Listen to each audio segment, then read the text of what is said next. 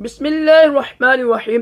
فرمان مصطفیٰ صلی اللہ تعالی علیہ وآلہ وسلم جو دن بھر میں مجھ پر 50 مرتبہ درود شریف پڑھے گا بروز قیامت میں اس کے ساتھ مصحفہ یعنی ہاتھ ملاؤں گا۔ صلو علی الحبیب۔ یہ ضیاء درود السلام میں یہ لکھا ہوا ہے، حدیث پاک ہے، امیر علیہ سنن نے نقل کی ہے یہ حدیث پاک۔ اور آج کی سنت مبارکہ یہ ہے، کھانا کھاتے وقت لقمہ نیچے گر جائے تو اس کو اٹھانا، یہ سنت مبارکہ ہے، اٹھائیں ساتھ کھا لیں آپ۔ تو فرض علوم کے لیے دعوت اسلامی کے مدنی قافلے میں سفر کریں، نماز کورس کریں۔ راشد عطاری خوابوں کی تعبیر لے کے پیش خدمت ہے۔ اصل میں خوابوں کے بارے میں کچھ لوگ بڑا اعتراض کرتے ہیں، وہ ان کو مانتے ہی نہیں خوابوں کو۔ تو یاد رکھیے گا کہ خوابوں کی کافی اقسام تو ہیں، لیکن خواب کا مطلق یعنی بالکل یعنی صاف کہہ دینا کہ یار میں مانتے نہیں اس کو، خواب کوئی چیز نہیں، تو یہ قرآن پاک کی آیتوں کا انکار ہوتا ہے۔ سورہ یوسف کے علاوہ بھی بے شمار ایسی قرآن پاک کی آیات ہیں جس سے یعنی خواب ثابت ہے۔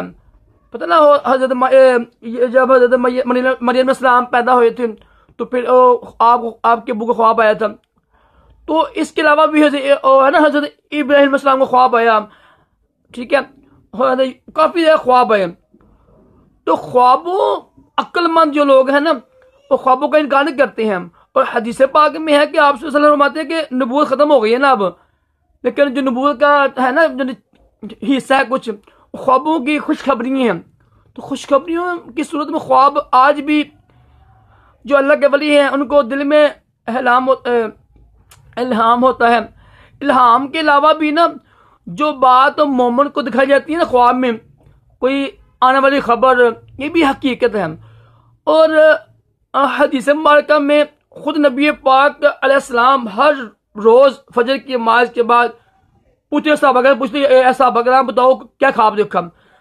تو اگر خواب کی کوئی حقیقت نہیں ہے تو خود نبی پاک علیہ السلام جو پوری دنیا کی سب سے بڑے عقل مند ہیں، تو وہ کیوں خواب پوچھتے صحابہ کرام سے، خواب بتاؤ میں اس کی تعبیر بتاتا ہوں۔ تو خواب کا انکار کرنے والا گمراہ ہے۔ خواب کے دلائل اس قدر زیادہ ہے قرآن و سنت سے کہ اس کی کوئی یعنی حد نہیں ہے۔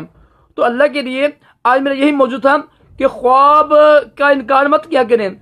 قرآن پاک میں بے شمار انبیاء علیہ السلام کو خواب آئے، ٹھیک ہے، اور خوابوں کی طویلیں بھی پھر ہیں، تفاسیر میں بہت زیادہ ایسی اس کی طویلیں پیش ہیں۔ اور پھر صحابہ کرام خود خوابوں کی تعبیریں پوچھا کرتے تھے۔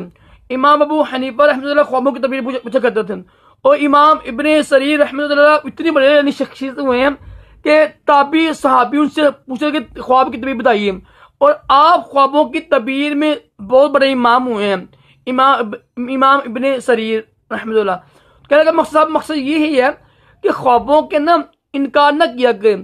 یہ الگ بات ہے کہ کچھ لوگ خوابوں کی تعبیر بیان کرنے میں نا انصافی کرتے ہیں، نہ ان کو علم ہوتا ہے، اپنے پاس سے بیان کرتے ہیں، لوگوں کو تنگ کرتے ہیں نا، لوگوں کو پریشان کرتے ہیں، اس کی یہ تعبیر۔ تو کسی جاہل سے خواب کی تعبیر بھی نہ پوچھیں، کسی عورت سے بھی نہ پوچھیں، ٹھیک ہے، دشمن سے بھی نہ پوچھیں، بے دین سے بھی نہ پوچھیں۔